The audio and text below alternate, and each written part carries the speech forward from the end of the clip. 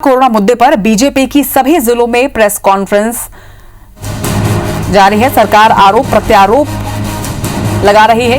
वहीं सरकार विपक्ष को साथ लेकर चले, ये कहना बृजमोहन अग्रवाल का। सरकार विपक्ष के सुझाव को नहीं मानती, ये भी वहां पे कहा गया। वहीं इंजेक्शन की कमी को सरकार पूरी करे। खूबचंद बघेल योजना का फायदा लोगों को नहीं मिल पा रहा।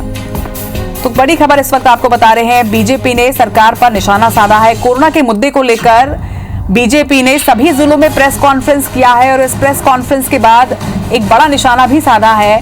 आरोप प्रत्यारोप का दौर इस वक्त चल रहा है। सरकार विपक्ष को साथ लेकर चले, ये कहना बृजमोहन अग्रवाल का। इसके साथ ही उन्होंने ये भी कहा कि सरकार सुझाव मांगती तो है लेकिन सुझाव को मानती नहीं है। वहीं इंजेक्शन की कमी को लेकर भी बात इसमें उठी है। साथ ही ये भी कहा कि खूबचंद बघेल योजना जो है इसका लोगों को फायदा नहीं मिल पा रहा है, इस पर भी प्रशासन एक नियम तय करे। तो प्रेस कॉन्फ्रेंस बीजेपी ने हर जिले में आयोजित की है और इस प्रेस कॉन्फ्रेंस के माध्यम से कोरोना से जुड़े मुद्दों पर लगातार सरकार पर निशाना भी साधा जा रहा है, कुछ मुद्दों को उठाया भी जा रहा है और आरोप प्रत्यारोप सरकार लगा रही है, ये कहना बृजमोहन अग्रवाल का। तो सरकार विपक्ष को साथ लेकर चले, विपक्ष के सुझावों को माने, ऑक्सीजन और इंजेक्शन की जो कमी है, जो किल्लत से प्रदेश जूझ रहा है, उसे दूर करे। इसके साथ ही जो सुझाव बीजेपी द्वारा दिए गए हैं उन सुझावों पर अमल भी किया जाए, ये कहना है बृजमोहन अग्रवाल का। ज्यादा जानकारी के साथ हमारे सहयोगी सौरभ सिंह परिहार हमारे साथ जुड़ रहे हैं। सौरभ, हर जिले में बीजेपी ने प्रेस कॉन्फ्रेंस किया है और प्रेस कॉन्फ्रेंस के माध्यम से क्या कुछ कहा है, आप जानकारी दें।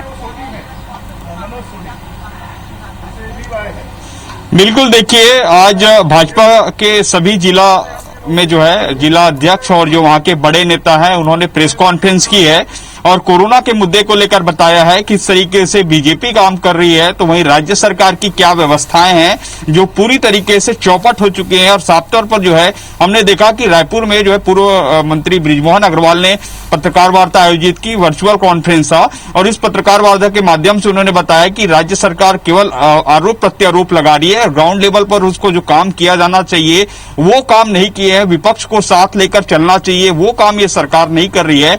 और कहीं ना कहीं सभी जिलों में आज ये प्रेस कॉन्फ्रेंस थी और इसी प्रेस कॉन्फ्रेंस के माध्यम से इन्होंने ये बताने की कोशिश की है कि कैसे बीजेपी जो है कोरोना के मुद्दे को लेकर लगातार काम कर रही है। और हमने भी देखा है कि सबसे पहले बीजेपी ने एक समिति गठित की कोरोना के मुद्दे को लेकर, फिर वो समिति जो है सभी जो है सीएस से पहले मिलते हैं, फिर सभी कलेक्टर से मिलते हैं, फिर एक बीजेपी का प्रतिनिधिमंडल राज्यपाल से मुलाकात करता है। तो ऐसे अनेक चीजें हैं जो जिसको लेकर हमने देखा है कि बीजेपी के नेता कहीं ना कहीं कोरोना के मुद्दे पर आगे बढ़े हुए हैं। और इस वक्त हमारे साथ पूर्व मंत्री बृजमोहन अग्रवाल जी हैं जिन्होंने आज पत्रकार वार्ता आयोजित की थी। आज दो तीन प्रमुख मुद्दे जिस पर आपने फोकस किया है, सबसे पहले ये बताएंगे आप हमें कि जो सरकार अभी तक इंजेक्शन और जो टेस्टिंग की बात लगातार बार बार कह रही है कि ये इसमें हम जो अन्य राज्यों से आगे हैं, खासकर भाजपा शासित राज्यों से आगे हैं, इस पर क्या कहेंगे? देखिए, ये समय राजनीति करने का नहीं, आगे किस बात में है। आज पूरे देश में पहले नंबर पर कोरोना से संक्रमित मरीज अगर आबादी के हिसाब से तो छत्तीसगढ़ में है। आज छत्तीसगढ़ का 3/4 जिन लोगों के अगर 50,000 लोगों के टेस्ट हो रहे हैं तो 16,000 लोग संक्रमित आ रहे हैं। तो क्या आप इस बात में आगे हैं? आज मृत्यु बड़े बड़े राज्यों से ज्यादा 170 मृत्यु एक दिन में छत्तीसगढ़ में हो रही है। तो क्या हम इस बात में आगे हैं? लोगों के मुझे जो जानकारी है कि पूरे छत्तीसगढ़ में 1000 से ज्यादा 100 ऐसे पड़े हुए हैं जिनको जलाने के लिए जगह नहीं है, 4-4, 5-5 दिन से इंतजार कर रहे हैं। क्या हम इसमें आगे हैं? ये सरकार खाली आरोप प्रत्यारोप लगाने में आगे है, व्यवस्था करने में पूरी तरह फेलवर हो रही है। छत्तीसगढ़ में ऑक्सीजन का निर्माण पर्याप्त मात्रा में हो रहा है पर ऑक्सीजन के सिलेंडर लोगों को नहीं मिल रहे। छत्तीसगढ़ में अस्पतालों में बेड पर्याप्त है, निजी अस्पतालों में 10-10, 20-20, 50-50 बेड के अस्पताल है, वहां पर पर्याप्त मात्रा में बेड है, परंतु गरीबों को सरकार उसका खर्चा नहीं उठा रही है, इसलिए उनको बेड नहीं मिल रहे हैं। यहाँ पर मृत्यु इतनी ज्यादा हो रही है। जो RT-PCR टेस्ट है वो टोटल मिला के रोज 12 से 15,000 हो रहा है और पॉजिटिव भी रोज 12 से 15,000 लोग आ रहे हैं, मतलब 100% पॉजिटिव आ रहे हैं। सरकार तो 40% पॉजिटिव आ रहे हैं। क्या इस मामले में हम आगे हैं? RT-PCR आपके यहाँ तो व्यवस्था ही नहीं है। आज हमारे जिला अस्पतालों में, आज हमारे मेडिकल कॉलेज अस्पतालों में, आज हमारे ब्लॉक के अस्पतालों में ऑक्सीजन की व्यवस्था नहीं है, पाइपलाइन नहीं डली है। 1 साल से सरकार क्या सो रही थी? हम चाहते तो ब्लॉक के अस्पतालों में भी आपके पास में सुपर स्पेशलिटी डॉक्टर हैं, जिले के अस्पतालों में सुपर स्पेशलिटी डॉक्टर हैं। क्या सभी जिले के अस्पतालों में वेंटिलेटर की पर्याप्त व्यवस्था है? कांग्रेस यहाँ पर बार बार ये कह रही है कि मोदी सरकार जो है उनको सहयोग नहीं कर रही, केंद्र सरकार की तरफ से जो उन्हें सहयोग मिलना चाहिए वो नहीं मिल रहा है। खाली बोलने से क्या होगा? आज आरटीपीसीआर किट जो है वो केंद्र सरकार दे रही है, एंटीजन किट केंद्र सरकार दे रही है। आज यहाँ पर कोवैक्सीन को इस सरकार ने मना कर दिया, नहीं तो अभी तक 25 लाख लोगों को और वैक्सीन लग जाती थी। उन्होंने तो अगर जैसे देश के विरोध में काम करने वाली बात है, उन्होंने देश के वैज्ञानिकों का अपमान किया, देश की सरकार का पूरे देश में उन्होंने बदनाम किया।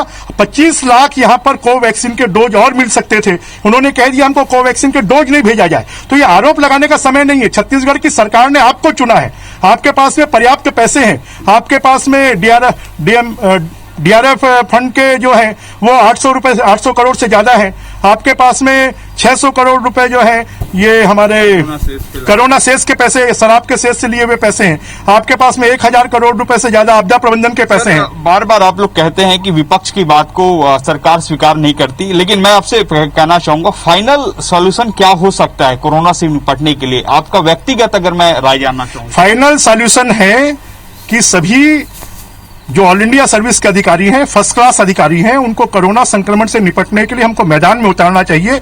एक एक ऑल इंडिया सर्विस के अधिकारी को एक एक हॉस्पिटल का, एक एक ब्लॉक का इंचार्ज बनाना चाहिए और हर कलेक्टर को 25-25 करोड़ रुपए हम उपलब्ध करवाएं, रायपुर कलेक्टर को 100 करोड़ रुपए उपलब्ध करवाएं और पर्याप्त मात्रा में साधन सुविधा जुटाने के लिए हम कोई सरकार के स्तर पर पूरी साधन सुविधाएं नहीं जुटाई जा सकती। अगर इंडिविजुअल जिलों में, इंडिविजुअल ब्लॉक में, इंडिविजुअल मेडिकल कॉलेज में, इंडिविजुअल स्तर पर अगर हम ये व्यवस्थाएं करने के लिए कहेंगे तो मुझे लगता है हर अधिकारी अपनी पूरी ताकत, पूरी क्षमता के साथ में उस काम में लग जाएगा।